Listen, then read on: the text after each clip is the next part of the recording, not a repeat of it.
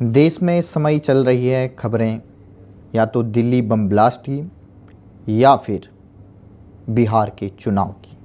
लेकिन हमारे उत्तराखंड में एक अलग ही खबर हर दिन, हर साल, हर जगह एक ही खबर आ रही है कि कहीं पौड़ी गढ़वाल के बिरोंखाल क्षेत्र में आ रही हैं, कहीं पर उत्तरकाशी के भटवाड़ी एरिया से आ रही हैं, कहीं पौड़ी के ही राठ क्षेत्र से आ रही हैं। ये पिछले एक हफ्ते की हम आपको खबरें बता रहे हैं। कहीं गुलदार, कहीं भालू और कहीं एक तरीके से जो वन्य जीव होते हैं उनके आतंक की खबरें आ रही हैं। अब ये तमाम जो जानवर हैं हजारों लोगों की एक तरीके से जान ले चुके हैं अभी तक के पूरे उत्तराखंड के इतिहास में। अभी की बात करें हम तो 42 वर्ष की जो लक्ष्मी देवी हैं वो जंगल में घास के लिए गई थी और वहीं पर बिरोंखाल क्षेत्र जो जवाई गांव है वहाँ पर किस तरीके से भालू ने उन पर एक तरीके से घास काटते हुए एक तरीके से जानलेवा हमला कर दिया, जिसमें वो गंभीर रूप से घायल हैं। उसकी वीडियो आप एक तरीके से देख नहीं सकते, इतनी विभत्स वो एक तरीके से हमला है और किस तरीके से खून खराब हो रखा आप देख सकते हैं वीडियो में तमाम। वहीं दूसरी तरफ सिंचाई नहर पर काम कर रहे 2 नेपाली मजदूर जो उत्तराखंड के उत्तरकाशी भटवाड़ी एरिया में काम कर रहे थे उन पर कि देखिए किस तरीके से मंगलपुर गांव का ये मामला है जहां पर हमला किया गया जो भालू है और उसकी वजह से वो एक तरीके से दोनों गंभीर रूप से घायल हो गए। वहीं 13 नवंबर की बात करें पौड़ी के जो राठ क्षेत्र है थलीसैंण, वहाँ पर 65 वर्षीय जो मान सिंह है वो एक तरीके से भालू ने उन पर हमला कर दिया और वो भी एक तरीके से गंभीर रूप से वो जख्मी हो गए, जिसमें उनके हाथ और पांव पर गहरे एक तरीके से गंभीर चोट के निशान आपको दिखाई दे सकते हैं। तो 3 महीनों से लगातार भालू के आतंक से पूरा उत्तराखंड थर्राया हुआ है। इस पर आपका क्या कहना है कि जो भालू के एक तरीके से अटैक हो रहे हैं, पहले गुलदार और अब भालू का एक तरीके से उत्तराखंड पर प्रकोप, आपका क्या मानना है? और जो सरकार इन हमलों को रोकने पे क्या हमारा जो फॉरेस्ट डिपार्टमेंट है क्या वो कुछ कर नहीं पा रहा है? ज़रूर आप कमेंट करें। और आखिर इससे बचने का क्या उपाय हो सकता है और सरकार इसमें बचाने के लिए क्या क्या काम कर सकती है, आप ज़रूर कमेंट करें।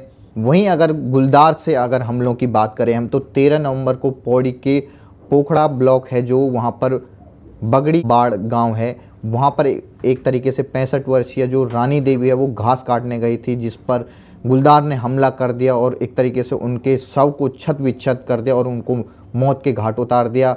उसी वहीं दूसरी तरफ 12 और 13 नवंबर की बात करें हम लोहा घाट धूरा तोक, वहीं पर मंगलोली गांव है, वहाँ पर 45 वर्षीय जो भुवन राम थे उनको 2 दिन तक वो लापता थे। जब उनको जंगल में एक तरीके से उनको ढूंढा गया, उनको खंगाला गया तो लगभग उनका जो छत विच्छत शव था वो गुलदार के हमले के बाद वो मिला तो उनकी भी मृत्यु हो गई।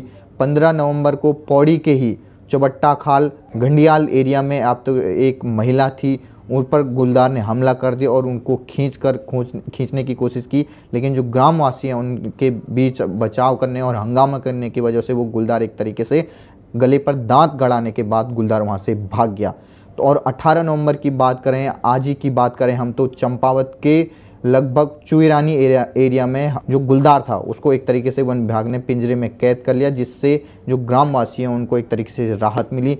वहीं दूसरी तरफ आपको एक वीडियो अभी अभी सर्कुलेट हो रही है पूरे सोशल मीडिया पर, किस तरीके से जो गुलदार है वो बड़े आराम से बेखौफ अंदाज में पूरे सड़क पर घूम रहा है और दहशत में पूरे ग्रामवासी इस समय दिखाई दे रहे हैं। एक तरफ भालू, दूसरी तरफ गुलदार, तीसरी तरफ जो एक तरीके से नीलगाय होती हैं। किसान भी परेशान है, ग्रामवासी परेशान है, पूरा गांव एक तरीके से दहशत के माहौल में है। पिछले कई हादसों की बात करें हम तो भालू के हमला 17 नवंबर को लक्ष्मी देवी पर हुआ था, उनकी एक आंख चली गई और गंभीर रूप से वो घायल हैं।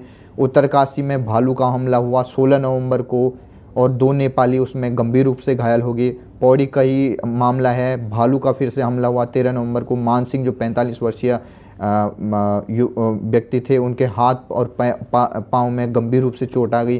पौड़ी में ही एक तरीके से फिर से गुलदार का हमला हुआ 13 नवंबर को, रानी देवी उनको मौत के घाट उतरना पड़ा। चंपावत में गुलदार का हमला हुआ 12 और 13 नवंबर की रात को। भुवन राम जो 45 वर्षीय थे, पूरा शव एक तरीके से गुलदार ने उसको निगल लिया था। पौड़ी गढ़वाल का गांव, वहीं पर एक तरीके से गुलदार का फिर से हमला होता है। 15 नवंबर को एक जो महिला होती है उनको एक तरीके से गंभीर रूप से गुलदार एक तरीके से घायल कर देता है।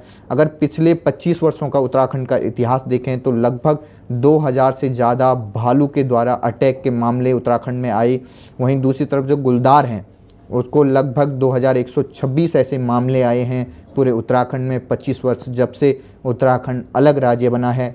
तो सरकारी मुआवजे की बात करें, इन जो हमले में जो मौत हो जाती है उनमें लगभग 10 लाख तक उसको सरकार ने बढ़ाया। लेकिन जो अहम बात है, सरकार को जो कदम उठाने चाहिए, चाहे वो सूअर हो, जंगली सूअर हो, चाहे गुलदार हो, चाहे भालू हो, चाहे नीलगाय हो, इनके प्रकोप से किसानों और ग्रामवासियों को बचाने के लिए सरकार को तुरंत बड़े फैसले लेने चाहिए। और जो वन विभाग है उसको एक तरीके से और पिंजरों की व्यवस्था करनी चाहिए। जंगल में अकेले जो लोग जाते हैं ग्रामवासी, उनको बचाव के एक तरीके से टिप्स देने चाहिए, उनकी ट्रेनिंग करानी चाहिए। आपका क्या कहना है इस पर? और तमाम जो गुलदार के हमले हो रहे हैं इस पर सरकार, जो उत्तराखंड की सरकार है पुष्कर धामी के नेतृत्व में जो काम कर रही है, अभी एक तरीके से रजत जयंती महोत्सव मनाया गया, लेकिन वहाँ पर जो जंगल में एक तरीके से जंगलों में कटान हो रही है, जंगलों में आग लग जाती है, उसकी वजह से जो जंगली पशु हैं वो गांव की तरफ आ रहे हैं, जिससे गांव में एक तरीके से और प्रकोप हो रहा, चाहे बंदरों का प्रकोप हो, चाहे बड़े बड़े जो जंगली जानवर आ जाते हैं।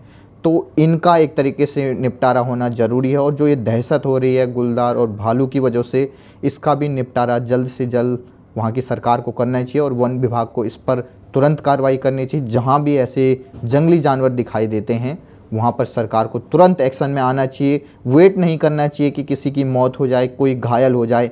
तमाम वीडियो हर दिन आ रहे हैं पूरे उत्तराखंड, कोई जिला ऐसा नहीं है जहाँ इन भालू और गुलदार का एक तरीके से हमले से वहाँ पर नहीं आ रहे हैं। तो सरकार को ये एक तरीके से ठोस कदम उठाने चाहिए। जितने भी हमारे ज़िले हैं, 13 के 13 ज़िले हैं, उनमें एक टास्क फोर्स बनानी चाहिए और जो भी जंगली जानवर हैं उनके निपटारे के लिए, चाहे अगर उनको एक तरीके से बेहोश करके उनको पकड़ा जाना हो, वन्य विभाग द्वारा उनको एक तरीके से पिंजरे में कैद करने की घटना हो, इनको और ज़्यादा बढ़ाना चाहिए ताकि कोई और एक तरीके से महिला इस तरीके से जख्मी ना हो, उसकी दुखद मौत ना हो। कोई बुजुर्ग अगर अपने गांव में अगर कहीं टहल रहा हो तो उस पर गुलदार हमला न करते। बच्चों में ख़ास तौर पे दहशत हो जाती है, बच्चों को घर में अकेले नहीं छोड़ रहे हैं। गुलदार जो है कि गांव में आकर ही एक तरीके से हमला कर दे रहा है, जानवरों को निगल दे रहा है। तो सरकार को सबसे बड़ा ठोस कदम उठाना चाहिए।